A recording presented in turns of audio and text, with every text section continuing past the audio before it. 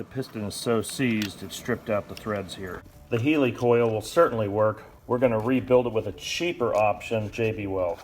Clean everything with rubbing alcohol. Mix up the JB Weld. Put a little motor oil on the thread so it'll release. Pack the hole with JB Weld. Make sure there's full coverage. We'll set the screw in.